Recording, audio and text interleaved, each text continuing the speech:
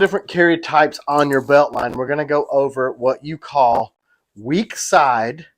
Your weak side will be the hand that you don't right or fire a firearm with, or if your strength is in your right hand, you're right-handed, weak side is going to be left side. So we're going to go weak side, cross draw. What that means is you reach across your body to draw the knife. Pretty simple, right? So belt carry, weak side, cross draw.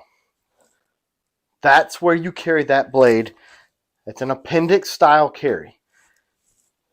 That's weak side, cross draw. That allows you access easily with your strong hand to draw from the weak side.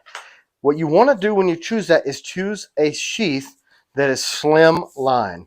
Mine in particular are the only like this in the world that are this slim line in a two-piece sheath.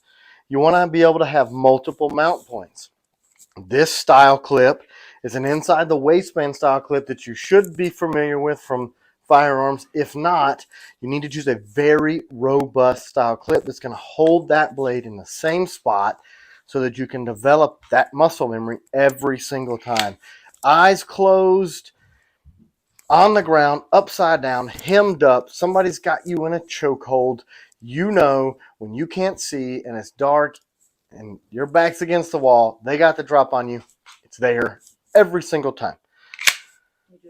A good sheath is designed where you can pull it, or really quick access, you push out with your thumb. Now I put jimping on my sheaths for that reason.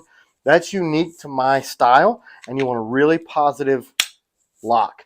So what you don't want is rattle, because if you're trying to be covert, nothing is worse than hearing keys rattling and everything else rattling around. You want something that's going to have enough lock to it. If you take off running, you're going to keep your blade on you.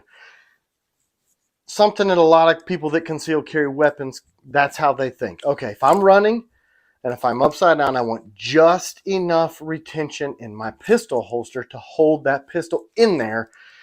If I'm at Home Depot parking lot and somebody comes after me, I got to get ghost. You don't want it to fall out, because then they've got your stuff and they're behind you with your back to them. They're going to stick you.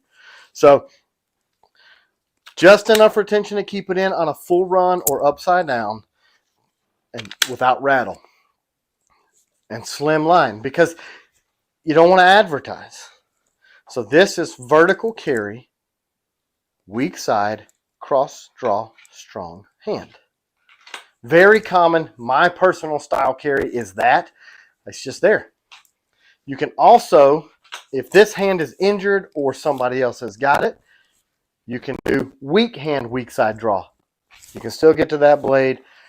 You've got the blade facing away from you, so it's less dangerous to you. It's not facing you. This edge is facing your body, so there's more of a potential to cut yourself this way. Reverse grip, they call it. Keeps the blade out away from you, and you can still get to that blade from your left hand. That's why belt carry, when you're diffusing a situation, your instinct and your training needs to be to keep your hand centered on that area so that you can pivot, firearm, pivot, block, pivot, pull blade. You don't want to go with a folder that you've got to reach and turn your body away from a person, pull a folder, flip it out, deploy it, for a lot of reasons. If you're using a folding knife in a self-defense situation, you're setting yourself up for potential failures. A fixed blade, it is, most experts recommend fixed blade for self-defense style carry. If you don't fully deploy that, click it all the way open or fiddle around with the thumb or get everything open, the blade is not fully deployed. You go for a cut, it folds, you lose your fingers. I've literally seen that happen. We're not researching that. We're talking fixed blade. So you want to mitigate time and you want to mitigate injury to yourself. That's kind of the purpose of self-defense. I don't care about my attacker.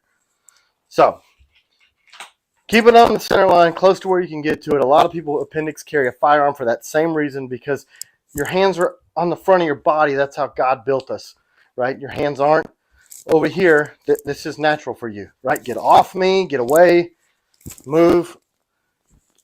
keep them off. So we're going to talk about